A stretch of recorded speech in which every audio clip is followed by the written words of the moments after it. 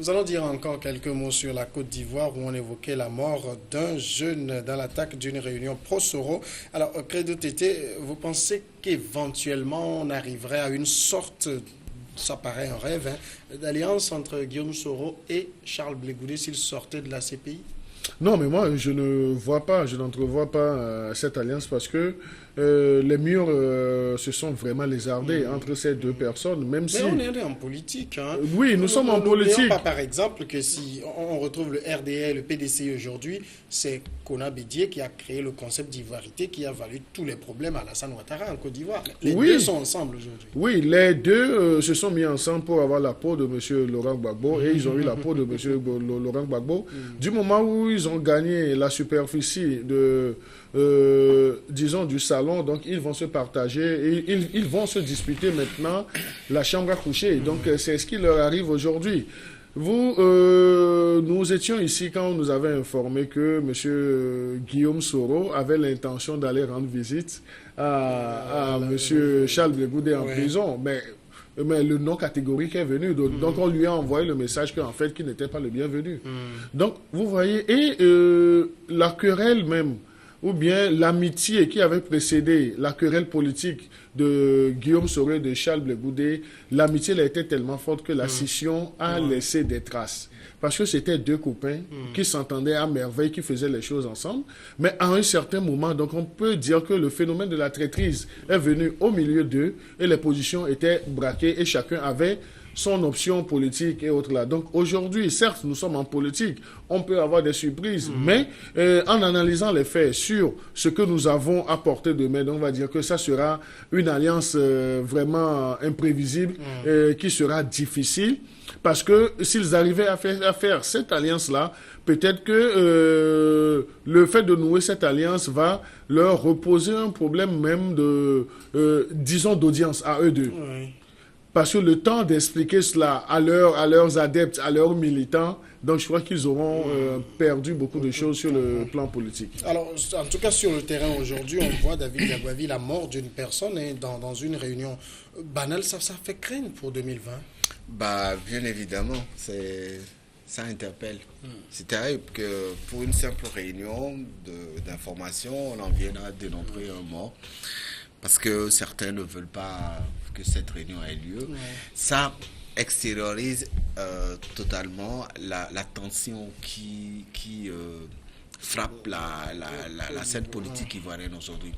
C'est-à-dire que tout le monde est braqué sur sa position. Les gens attendent la seule opportunité ou la seule occasion pour rentrer dedans.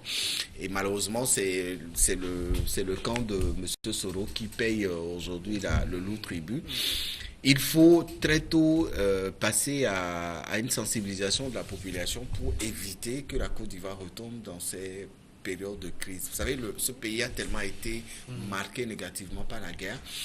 Et aujourd'hui, on n'a pas besoin que ces réalités ressurgissent. Voilà, parce que c'est vrai que la tension est encore vivante. Alassane Ouattara n'a pas réussi à réconcilier le peuple ivoirien comme il avait promis.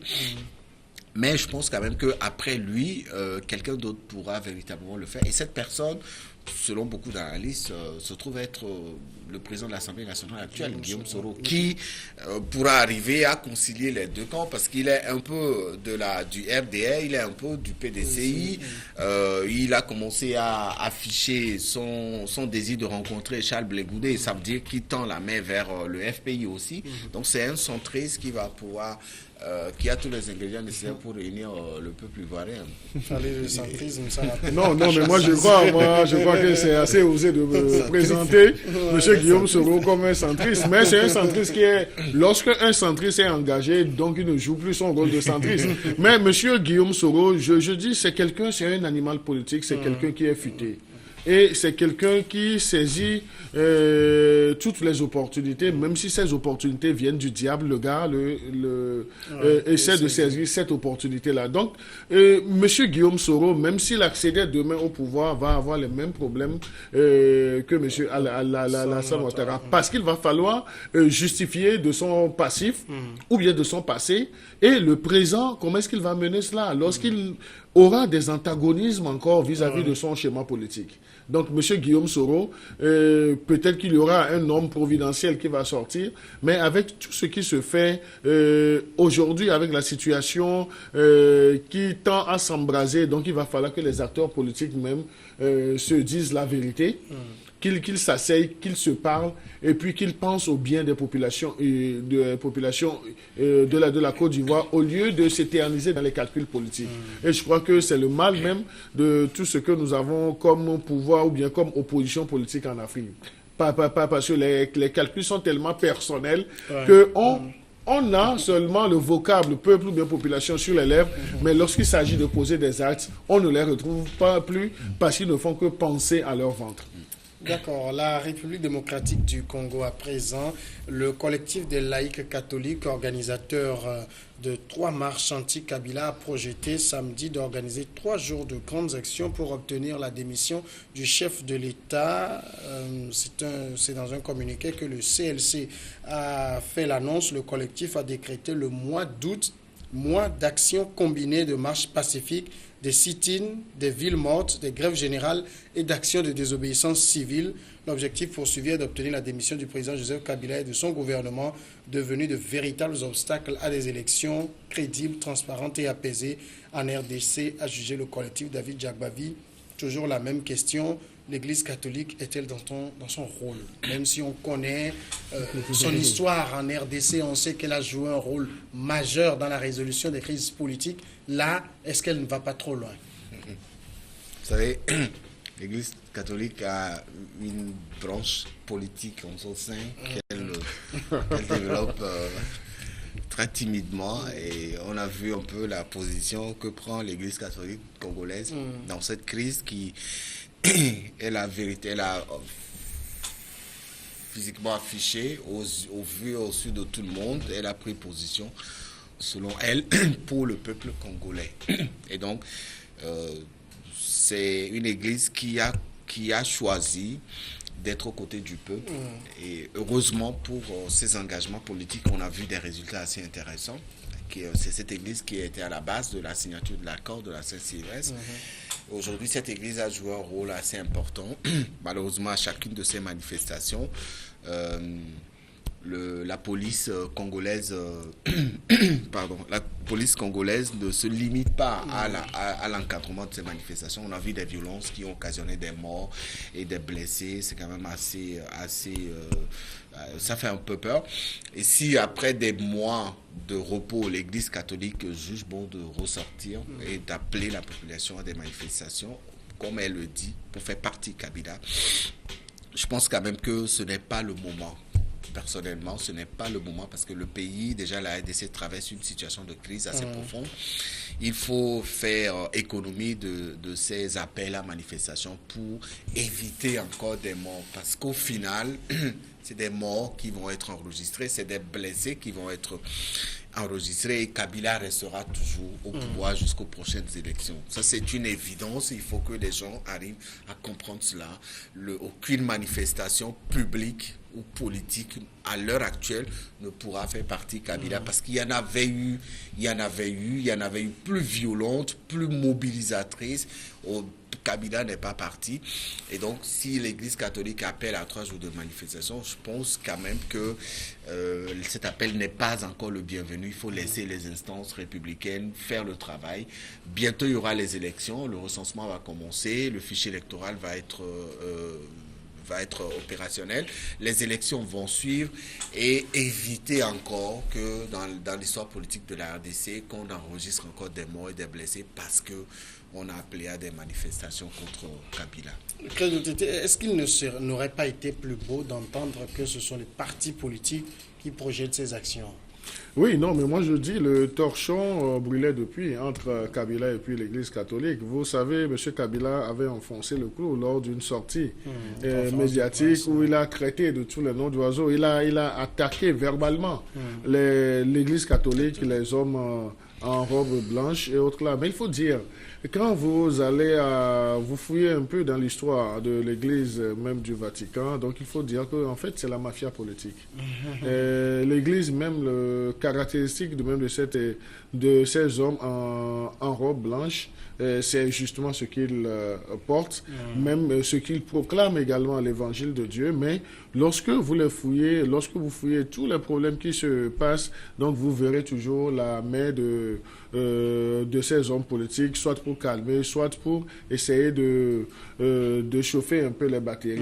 Et vous aurez remarqué, ou bien vous allez convenir avec moi que dans l'histoire politique douloureuse de la ère des Congo aujourd'hui, l'Église catholique a joué un rôle très important. Mais le rôle là n'a pas été que positif. Et ça a été également négatif parce que l'Église devait se donner une certaine limite, mais l'Église catholique avait franchi un peu ces limites-là, et c'est cela qui a essayé de faire durcir les positions également du côté de M. Kabila. Maintenant, avec cette action qui est projetée, donc je dis, l'Église catholique ne fait pas du bien à la ère des Congo dans la recherche de solutions aux problèmes. On pouvait faire économie de cela, lancer toujours les messages de paix, de miséricorde, et faire les couloirs comme l'Église catholique est forte dedans. Vous savez, la diplomatie des couloirs, donc si on prend les confessions religieuses, donc on verra que l'Église catholique est toujours à la première place. Donc je ne voudrais pas revenir dans l'histoire politique même de du Togo. Vous aurez remarqué qu'il y avait une branche même du Vatican qui avait fait des conciliations à un certain moment avec des acteurs politiques, et puis nous avons vu comment ça s'est passé. Mais aujourd'hui, la communauté Saint-Egidio. Donc aujourd'hui, si les évêques ou bien si l'Église catholique prend cette posture, c'est qu'à un certain moment, l'Église catholique aussi voulait jouer le rôle de vent-en-guerre. Alors que pour la doctrine même de l'Église, donc il y a des postures à ne pas adopter. Parce que lorsque vous adoptez ces postures, vous ne pouvez pas demain essayer d'expliquer le pourquoi vous avez tenu ces postures-là. Restez dans votre rôle de missionnaire, d'évangélisateur, et essayez toujours de ramener même le mauvais à une conscience qui soit établie. Donc c'est ce rôle qu'ils doivent jouer. Parce que ce qui se passe en ère des Congo, si demain on nous dit que l'Église catholique avait également sa part de responsabilité. Donc moi, je ne nierai pas cela, parce que à un certain moment, les évêques de la ère des Congo ont substitué leur rôle de miséricorde à des actions politiques. Alors tout cela parce que Joseph Kabila, jusqu'à présent, David Diagovi n'a pas clairement dit ses intentions, mais de toute façon, la Constitution l'empêche de briguer un troisième mandat. Qu'il parle aussi. C'est terrible. Le silence, c'est un message. Qu'il se réfugie dans le silence. Non, c'est quand même assez extraordinaire. Je ne comprends pas cette mauvaise habitude qu'ont les chefs d'État africains en période de crise. Mais sortez pour parler. Parlez, si c'est vous le problème. Parlez. Déjà, faites rabaisser la tension. Kabila, ses sorties sont tellement rares que, au final, on ne sait pas qui il est. Les gens s'interrogent sur... C'est aussi ça le mythe dont se font entourer les chefs d'État africains. La conséquence, c'est laquelle? Vous voyez dans quel état la RDC se trouve aujourd'hui? C'est terrible. À cause d'un seul homme, Kabila était arrivé au pouvoir comme un sauveur. Son père avait été applaudi quand il était arrivé au pouvoir. Et quand il a été assassiné, l'arrivée de son fils au pouvoir n'a pas posé de problème. Mais aujourd'hui, voilà, l'homme a carrément changé. Il ne porte plus les espoirs des Congolais. Les Congolais te disent, on ne veut plus de toi. La constitution de ton pays te dit, tu ne peux plus te représenter. Mais dis à ton peuple que tu ne vas pas te représenter. Ça peut aussi faire baisser la tension. C'est un peu ça le problème. Alors, peut-être qu'il ne veut pas ouvrir aussi une guerre de succession dans son camp. De toutes les façons, aux prochaines élections, Kabila ne pourra pas se présenter. Donc il faut un autre membre de son parti politique. Mais c'est le temps, aujourd'hui, ils ont encore, je ne sais pas, 4 ou 5 ou 6 mois, ils ont encore le temps. Mais c'est le moment de préparer un dauphin. C'est le moment de... Vous savez, le problème en RDC aujourd'hui, ce n'est pas le parti de Kabila, mais c'est la personne de Kabila. Ce qui veut dire qu'aux prochaines élections, la surprise peut revenir du camp de Kabila, où celui qui sera positionné pour succéder à Kabila pourra être élu aux prochaines élections. On ne sait pas encore. Mais quand il se mue dans le silence et qu'il refuse de parler, ça veut dire qu'il y a un problème. Et ce problème, il faut véritablement le faire sortir pour que la tension puisse baisser. Vous pensez que l'Église catholique pourra rappeler la population à des mobilisations si Kabila, sur une de ses sorties, a déclaré officiellement qu'il ne se présentera plus. Non. Mais aujourd'hui, si l'homme préfère se muer dans un silence, ça veut dire qu'il est en accord avec cette crise, il est en accord avec cette instabilité politique qui frappe le pays. Aujourd'hui, ce n'est pas lui qui en souffre, mais c'est le peuple congolais qui en souffre. Jusqu'à quand cette souffrance va être imposée à ce peuple? Il faudrait qu'à un moment, les chefs d'État africains comprennent que c'est ce peuple qui vous a élu.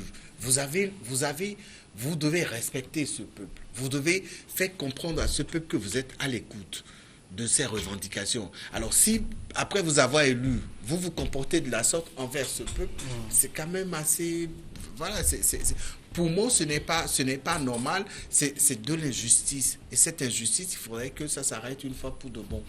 Credo, dans un mois, en fait, le 8 août, ce sera le dernier jour d'enregistrement des candidatures et on connaîtra véritablement qui est ou qui n'est pas candidat. On peut aussi attendre un mois avant de dérouler quelque action que ce soit. Non, mais moi, je crois que l'idéal serait ça, parce qu'il faut accorder toujours le bénéfice du doute à M. Kabila. Donc, à la matinée du 9 août, donc, on saura si le monsieur a réellement l'intention de quitter le pouvoir ou bien de s'y maintenir. Donc, je crois que faire des actions avant, donc je crois que c'est gaspiller l'énergie politique. Donc, ils pouvaient utiliser cette énergie politique à se parler entre eux, acteurs, pour dire que, en fait, ce qui nous rassemble, c'est la RD Congo, ce sont les populations que nous prétendons défendre et autres là. Donc, mais s'ils n'ont pas cette humilité, donc je crois que c'est une situation. Peut-être que la crise sociopolitique que vit aujourd'hui la RDC ne profiterait pas uniquement à M. Kabila, mais ça profiterait aussi à tout ce réseau d'hommes politiques et puis de religieux et autres là. Parce qu'il faut le dire, lorsqu'il y a crise politique dans un pays, les premiers bénéficiaires, ce sont les porte-voix. Ce sont les premiers acteurs de ces crises parce que ils ne voudront jamais que la situation se décante lorsqu'ils n'auront pas eu cette assurance d'avoir profité même de cette crise. Et c'est surtout lorsque on est en période de crise que les alliances, que les deals se font aisément parce que chacun accorde un peu et il y a, disons, le troc politique qui est fait, des concessions qui amènent même à des alliances qu'on ne pourra jamais expliquer. D'accord. Et puis peut-être il faut ajouter un mot. L'Église catholique a décidé de faire des sorties aussi parce que les partis politiques de l'opposition ne sont pas arrivés à matérialiser les espoirs du peuple congolais. Et ce peuple a été tellement déçu. Vous avez vu les derniers appels de l'opposition à l'endroit de ce peuple. Le peuple n'était pas sorti. Oui, mais moi je me demande, est-ce que c'est l'Église catholique qui est appelée à jouer ce rôle? Vous savez, parfois en période de crise, on fait appel aussi à la suprématie chrétienne pour justement... Mais dans ce contexte-là, donc les hommes politiques, même si je suis d'accord avec toi que la dernière sortie politique de ces acteurs n'a pas eu l'effet escompté. Mais ces acteurs politiques n'ont pas démissionné, n'ont pas fait appel aux hommes de Dieu pour jouer le rôle à leur place. Mais pourquoi est-ce que les hommes de Dieu veulent s'inviter en politique? Donc c'est là où je reposais le problème même pour dire qu'en fait l'Église catholique serait une mafia politique. Mais l'Église catholique congolaise est un acteur fondamental de la crise politique en RDC. C'est grâce, bon, je l'ai dit, c'est grâce à cette église que cet accord a été signé à la Saint-Sylvestre. Non, l'accord de la Saint-Sylvestre qui est même critiqué. Oui, l'accord de la Saint-Sylvestre qui ne fait même pas encore l'unanimité. Comment est-ce qu'on expliquerait, David, la récente sortie de M. Kabila? Oui, mais ça a été... Non, c'est qu'à un certain moment, l'Église catholique en RDC aurait choisi son camp et l'aurait exprimé publiquement. Il a choisi le camp du peuple. Non, il ne faut pas qu'on continue toujours pas à abuser du peuple et autres là. Les militants de M. Kabila aussi font partie du peuple là. Oui, donc l'Église catholique ne peut pas dire le fait de m'immiscer dans la politique là que j'ai choisi le camp du peuple ou bien le camp de Dieu. Même dans le camp. même dans le camp de Kabila, il y a des désaccords sur son mutisme. Non, les désaccords sont dans toutes les chapelles politiques. Beaucoup ne veulent pas le voir se représenter. Oui, s'il décidait de ne pas se représenter, sûrement qu'au sein de son parti, qu'on aura les primaires, et que des intentions vont se déclarer autre là. Donc ça ferait peut-être l'ascension de certains hommes qui étaient tapis dans l'ombre et autre là. Parce qu'ils ne peuvent pas le faire une fois que M. Kabila ne se soit pas encore prononcé, parce que ça sera vraiment une réponse qu'ils ne pourront pas truc là. Donc ils vont attendre et autres là. Mais moi je dis le débat doit se faire au sein des chapelles politiques. Mais revenant au rôle de l'Église catholique, au rôle très poussé, affiché de l'Église catholique, moi ça me fait peur. Est-ce que la vocation de l'Église catholique, c'est de prétendre jouer les rôles politiques à la place de ces politiciens, du moment où ces politiciens n'ont pas encore démissionné. Ce rôle, selon l'Église catholique, est la résultante de l'ensemble du peuple congolais que cette Église catholique dit défendre. C'est ce que l'Église dit. Non, l'Église prétend. Mais maintenant... L'Église prétend, mais en air des Congo, mais on a assez de religions. Donc ce n'est pas seulement l'Église catholique. Mais c'est la plus puissante aussi.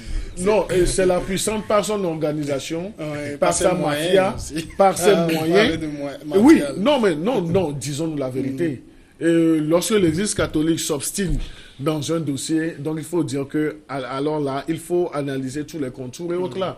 Vous verrez, lorsque vous allez au Vatican, les meilleurs, ou bien les plus futés en politique sont nos hommes là. En branche, les meilleurs politologues sont là-bas. Les meilleurs analystes sont là-bas. Mais on dirait même que, je dis bien, on dirait que l'Église catholique au Vatican a un laboratoire politique où ils essaient de concocter des plats et qu'ils servent même sous le couvert de la foi catholique. Mais on a quand même... c'est une église qui est très bien organisée. Hein, et je n'en disconviens pas. À chacune de ses implications dans la résolution de certaines crises politiques qui ont frappé certains pays, on a quand même senti une dévotion assez profonde. Et ça a permis... Au-delà, David, je suis d'accord avec toi, mais au-delà de la dévotion qu'on nous présente, mais il y a toujours un parti pris. Bon. Il y a un parti pris qui fait faucher également la mission même de l'Église catholique. L'Église catholique est là pour toutes les entités politiques. Mais lorsque l'Église catholique dans un pays prend position et abuse également du vocal peuple, donc on peut se poser des questions. Mais justement, peut-être ce qui fait son charme, c'est qu'elle n'appelle pas officiellement à voter pour tel ou tel candidat. Elle dit, je m'inscris dans la logique du peuple, je défends le peuple. Non, mais le fait même de dire que j'ai fait le choix du peuple, donc c'est contre quelqu'un. Donc le choix, même si ce n'est pas dit implicitement, il y a le peuple de Kabila aussi. Il y a le peuple de Kabila dans le choix du peuple que l'Église catholique défend. Mais si M. Kabila aussi nous dit que son peuple ne veut pas de ça. Mais l'essentiel, bien l'économie de cette petite discussion, c'est qu'il faut que l'Église catholique sache jouer sa partition et ne joue pas non plus aux troubles faits et autres là. On n'a pas besoin d'eux pour faire des actions politiques. On a besoin d'eux pour nous parler de la foi chrétienne, de la miséricorde de Dieu et pour essayer de conscientiser nos hommes politiques, mais pas aller jusqu'à vouloir prendre un esprit saint dans un corps saint. Et comme une situation politique stable pour mais l'esprit saint, et quand le gouvernement envoie des militaires tuer ses prêtres, ce sont des choses à condamner. On a vu les... On va marquer la pause, ce sera la grande et on va revenir derrière.